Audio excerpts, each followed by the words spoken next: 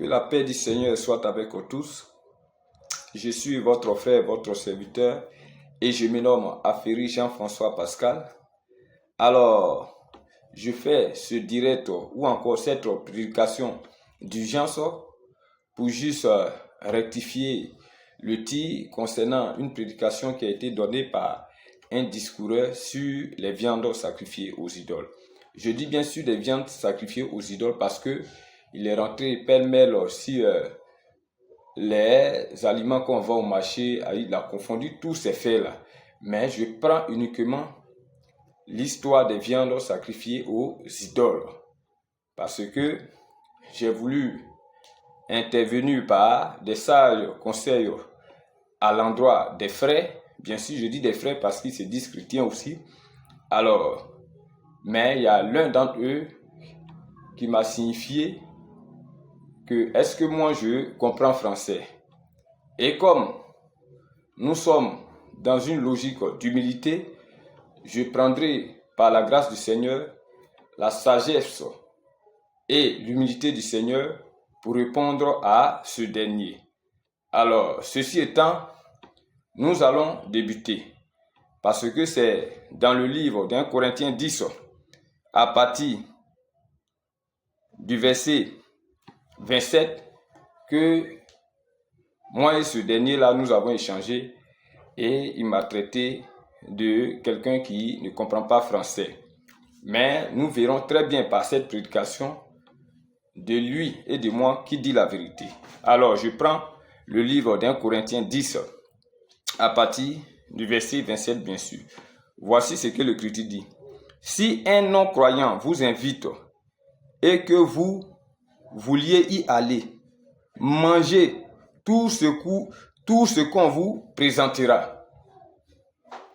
Est-ce que la question que nous devons nous poser d'abord, est-ce que le non-croyant qui invite un frère quelconque là, est-ce qu'il a précisé d'abord si c'est la viande sacrifiée aux idoles? Mais seulement il est invité à manger son repas. Alors il est logique que moi qui ne sais pas de quoi il s'agit, moi ayant une conscience vierge concernant ce fait-là, il est notoire que je puisse manger sans que je ne me pose des questions. C'est ce qui est juste et c'est de ça que Paul parle. Et l'Écriture continue ici pour dire encore, mangez de tout ce qu'on vous présentera. C'est ce que je viens de dire. Sans vous enquérir de rien par motif de conscience. Ça c'est juste. C'est juste puisque je ne suis pas conscient de quoi que ce soit. Il m'invite, si j'ai bien envie de manger, je mange sans que je ne me pose des questions. Voyez. Et ce que l'apôtre dit là, cela est juste. Et il vient au verset 28 pour dire, mais si quelqu'un vous dit, ceci a été offert en sacrifice, n'en mangez pas à cause de celui qui a donné cet avertissement. Mais pourquoi ici l'apôtre dit, n'en mangez pas à cause de celui qui a donné cet avertissement? Pourquoi il dit ça? Nous allons voir la logique du développement de l'homme de Dieu. Parce que lui, il a fait la lecture et il a limité, il n'est pas allé jusqu'au bout de tout ce que l'homme de Dieu a voulu dire. Mais moi, j'irai au bout. Et voici encore ce que l'homme de Dieu dit encore par la suite. Et à cause de la conscience. C'est-à-dire que non seulement n'en mangez pas à cause de celui qui a donné l'avertissement là, mais aussi celui qui doit manger là, qui ne regarde pas aussi sa conscience pour faire ce genre de choses. C'est ce que l'homme de Dieu a dit. N'en mangez pas à cause de celui qui a donné cet avertissement et à cause de la conscience de soi. Il dit, et il continue pour dire au verset 29 là, je parle ici non de votre conscience. Donc je rectifie le petit par rapport à ce que j'avais dit. Pas la conscience de soi, mais la conscience d'autrui. Et l'autrui dont l'apôtre parle ici, ça peut être un frère ou ne pas être un frère dans la foi. C'est de ça que l'apôtre parle. Après ça, je vais vous prendre des exemples banals. Et il dit, je parle ici non de votre conscience, mais de celle de l'autre. Quel autre? Il va dire, pourquoi en effet ma liberté serait-elle jugée par une conscience étrangère? Et quand ils ont entendu conscience étrangère, ils ont accentué leur regard sur ceux qui n'ont pas la même foi qu'eux. Est-ce que c'est ce que l'apôtre veut dire? Vous qui comprenez français là, est-ce que c'est ce que l'apôtre veut dire? Quand il parle de conscience étrangère là, ça veut dire quoi? Même si vous êtes des frères dans la foi, est-ce que la conscience du frère là, c'est ta conscience? Toi qui comprends français là. Si tu es à l'écoute de cette vidéo, réponds-moi en commentaire. Parce que je vous ai dit, les histoires de commentaires là, c'est juste pour apporter des réponses de façon brève et vous aider dans la marche christique. Mais j'ai trouvé évident de faire cette vidéo là pour vous interpeller sur quelque chose. Comme vous êtes enrôlé, comme vous êtes dans une sorte d'envoûtement, alors il est juste que vous ne prêtez pas attention à ce que l'on vous dit. Poussé par le fanatisme, vous huyez comme des gens sans conscience, alors que vous avez la capacité de vérifier. Donc, quand l'apôtre Paul parle ici de conscience étrangère, est-ce que cette conscience-là n'inclut pas les frères dans la foi? Parce qu'un frère dans la foi, évidemment, nous ne pouvons pas avoir les mêmes consciences. Nous ne pouvons pas avoir la même connaissance. En Christ, c'est pourquoi Paul parle de niveau. C'est de niveau que Paul parle ici. Et il continue. Si je mange avec action de grâce, pourquoi serais-je blâmé au sujet d'une chose dont je rends grâce? Soit donc que vous mangiez, soit que vous buviez, soit que vous fassiez quelque autre chose, faites tout pour la gloire de Dieu. Et au verset 32, voilà ce que l'Écriture dit encore. Ne soyez pas en scandale, ni aux Grecs. Quand vous parlez de conscience là, les Grecs c'est qui? Quand vous parlez de conscience là, les Grecs c'est qui? Les Juifs c'est qui? Et l'Église c'est qui? Donc toi tu me dis, on ne comprend pas français là. Voilà les consciences qui sont engagées, dont Paul parle, conscience étrangère là. Voilà ça ici. Va et retourne repose la question à ton pasteur. La conscience étrangère dont Paul parle là, est-ce que cela n'inclut pas les frères dans la foi? Parce que voici, ne soyez pas en scandale, ni aux Grecs, ni aux Juifs, ni à l'Église. Je vais vous prendre un exemple simple. Comme je vous ai dit, j'allais vous prendre un exemple. Nous, dans notre milieu, le milieu est tellement pourri que dans le travail, les gens nous amènent à poser des actions qui ne sont pas nobles. Et au début de ma conversion, je ne faisais pas ces choses-là. Et après avoir connu ces derniers qui m'attaquent aujourd'hui, là, qui me critiquent, là, j'ai repris. Et quand j'ai repris, il y a un frère avec qui j'ai exercé à San Pedro, un frère, un collègue bien sûr, qui m'a dit, mais lui voulait me suivre. Et voilà que je retombe encore dans la chose. Et moi-même, comme j'ai vu qu'il n'avait pas une conscience pure, je lui ai dit, mais au moment où je faisais là, tu n'es pas venu. Au moment où encore, je suis dedans pour te montrer que ces choses-là sont rien, tu critiques ça, mais qu'est-ce que je peux faire pour toi? C'est à cause de vous que le Seigneur a dit, par exemple, que Jean-Baptiste est venu, ne mangeant pas et ne buvant pas, vous n'avez pas cru en lui. Mais moi, je viens et je mange, je bois avec vous, vous trouvez que ce que je fais là encore n'est pas bon. Vous là même là, qu'est-ce qu'on peut faire pour vous au juste? Voilà un peu notre milieu. Mais aujourd'hui, par la grâce de Dieu, j'ai arrêté encore ces choses. J'ai arrêté. Mais j'arrête pourquoi? À cause de la conscience d'autrui. Pour servir d'exemple. Pour ne pas qu'il y ait de prétexte pour dire non que c'est parce qu'il faisait ça qu'on n'a pas cru. Alors je leur arrache tous ces prétextes-là pour être agréable. J'ai livré mon corps comme un sacrifice saint à Dieu pour bien sûr permettre à mes frères et à mes soeurs, ceux qui sont dehors là, d'entrer. Et c'est de ça que Paul parle ici, c'est un exemple comme ça. Viande sacrifiée aux idoles, on peut manger et puis il n'y a rien. Je vous ai pris un exemple dans ma prédication que j'ai fait premièrement sur ce fait-là. Je vous ai pris un exemple dessus. Mais à cause des autres, cela peut être un scandale pour eux. Alors, il faut s'abstenir de ces choses-là, non parce que ces choses-là sont quelque chose, mais c'est la charité que nous exerçons pour permettre aux autres de croire en ce que nous faisons. C'est de ça qu'il s'agit. Donc voici. Donc quand il parle de conscience étrangère, voici ici ce que l'apôtre Paul: ne soyez ni en scandale aux Grecs, aux Juifs, ni à l'église de Dieu. L'église de Dieu là, c'est pas vos frères. Donc quand il parle de conscience étrangère, évidemment, ma conscience que j'ai là, mon frère dans la foi, même en Christ, même la passe, c'est pas ça. Seulement que nous avons tous la même croyance, bien sûr, mais nous n'avons pas les mêmes niveaux de foi. Donc pour ne pas être en scandale à ce dernier là, je m'abstiens de ça, c'est de ça que Paul parle. C'est pourquoi l'Écriture a dit que les dits de Paul sont très difficiles à décrypter. Les dits de Paul là, c'est difficile à décrypter. Alors faites très attention. Quand on vous donne les enseignements de Paul, faites très attention. Parce qu'il parle d'une manière, d'une autre. Faites très attention. Donc voici, ne soyez ni en scandale, oui, aux Grecs, aux Juifs, ni à l'église de Dieu. De la même manière que moi, voilà l'exemple que j'ai pris tout à l'heure, que moi, je m'efforce en toutes choses de complaire à tous, cherchant non mon avantage, mais celui du plus grand nombre, afin qu'il soit sauvé. C'est de ça qu'il s'agit. Voilà. C'est pourquoi l'Écriture dit de ne pas chercher nous-mêmes nos propres intérêts, mais l'intérêt d'autrui.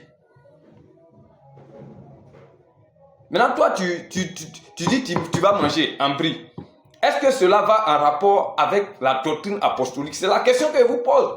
Parce que dans la convention, dans la réunion des apôtres, dans Actes 15, à partir du verset 28, il faut que je prenne ça. Vous allez voir la décision qui a été prise.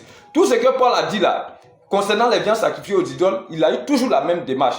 C'est pourquoi de l'autre côté, je crois, Actes, combien là? Actes 8, ça nous étions à Actes 10, à partir du verset 27, maintenant à Actes 8, vous allez voir, je vais faire une lecture pour procéder un peu pour que vous compreniez. Actes 8, où Paul parlait de cette même chose là, au verset 7, il dit, mais cette connaissance n'est pas chez tous. Quelques-uns, oui, d'après la manière dont ils envisagent, les idoles, les mangent comme étant sacrifiés aux idoles. Mais à la fin, là, vous voyez comment Paul conclut, il dit, c'est pourquoi, si un aliment scandalise mon frère, je n'en mangerai jamais de viande, afin de ne pas scandaliser mon frère. Voilà. Donc il dit, si un aliment scandalise son frère, il n'en mangerait jamais, c'est une négativité absolue. Donc, quand Paul parle de ces choses-là, il démontre que les idoles ne sont rien, mais en même temps, il ferme la porte pour dire que si cela pourrait peut-être être une pierre d'achoppement pour un frère ou pour autrui, alors il laisse tomber. C'est de ça que Paul parle dans tous ses développements lorsqu'il parle de viande sacrifiée aux idoles. Alors ne venez pas blaguer les gens. On vous interpelle toujours sur ces choses-là, mais vous vous entêtez pour mentir au peuple de Dieu. Mais par la grâce de Dieu, j'ai pris une autre tenue. Vous allez me voir autrement. Alors, donc au verset 15, là, vous allez voir la résolution lors de la convention des apôtres sur la circoncision. Vous avez vu, Actes 15, regardez ce que l'Écriture dit. Actes 15 au verset 28 là, qu'est-ce que l'Écriture dit? L'Écriture dit ici, car il a paru bon au Saint-Esprit. Ce n'est pas les apôtres seulement, au Saint-Esprit. Alors toi, tu penses que tu as le Saint-Esprit en toi, écoute ça. Car il a paru bon, oui, au Saint-Esprit et à nous, de ne vous imposer d'autres charges que ce qui est nécessaire, à savoir de s'abstenir des viandes sacrifiées aux idoles.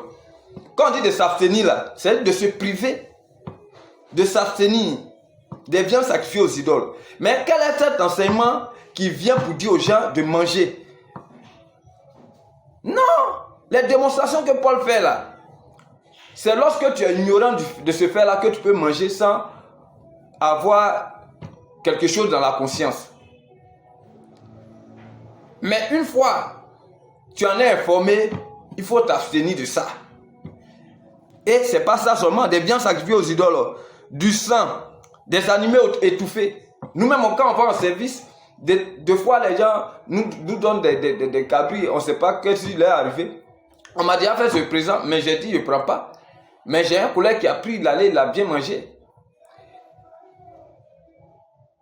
Des animaux étouffés, oui, et de l'impudicité, choses contre lesquelles vous trouverez de bien vous tenir en garde. Quand on dit de vous tenir en garde là, Quand on dit, toi là, je te mets en garde, ça veut dire qu'il ne faut plus reprendre. Il ne faut pas reprendre. De vous tenir en garde. Donc, ne faites pas. Et l'Écriture même dit à Dieu. Donc, c'est ça là. Si tu ne respectes pas ça, tu vas contre les principes apostoliques. Et même, Dieu même a repris son serviteur encore dans l'Apocalypse concernant ce fait-là. Apocalypse 2. Nous allons voir. Apocalypse 2. Où est-ce que l'Écriture... Apocalypse 2, vous allez voir ce que Dieu même dit.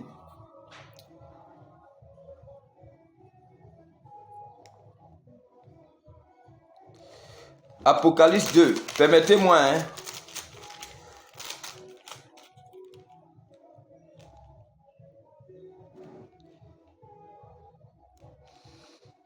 Apocalypse 2, permettez-moi. Apocalypse 2, hein. Oui, à partir du verset, je crois, 19. Voilà, à partir du verset 20, on va prendre à partir du verset 20. Voilà ce que l'Écriture dit.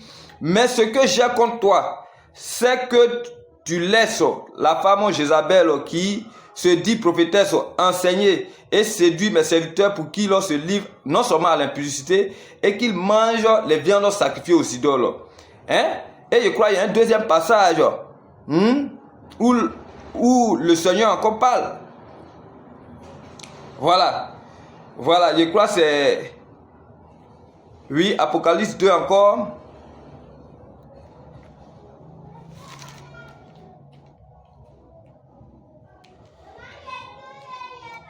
Voilà, Apocalypse 2 à partir du verset 14. Regardez ce que l'Écriture dit. Mais j'ai quelque chose contre toi.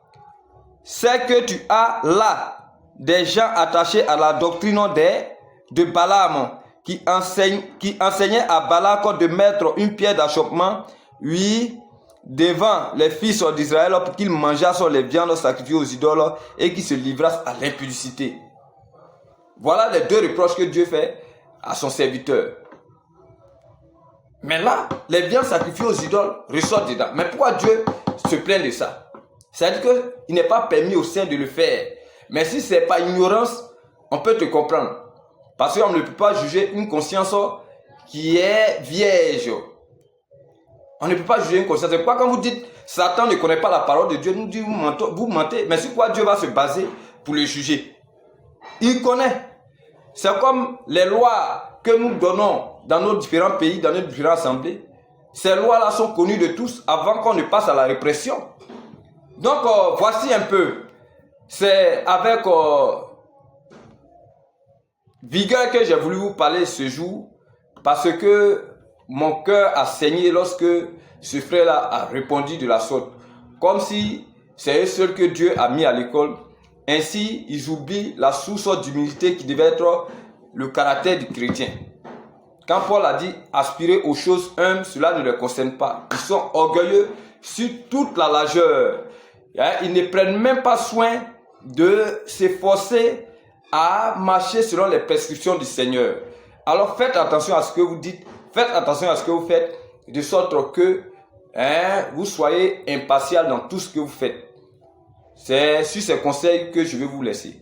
Sur ce, bien-aimés frères et sœurs, que la grâce de Dieu soit avec vous et que le Seigneur soit votre conducteur en cette année 2024, 2025 du moins, et que cette année soit une année qui vous permettra d'avoir l'esprit ouvert sur les choses de Dieu et aussi vous donner, de vous conformer à la parole de sorte que notre Dieu soit satisfait de son peuple et qu'il puisse davantage nous bénir. Sur ce, shalom, nous nous retrouverons très prochainement en bonne santé.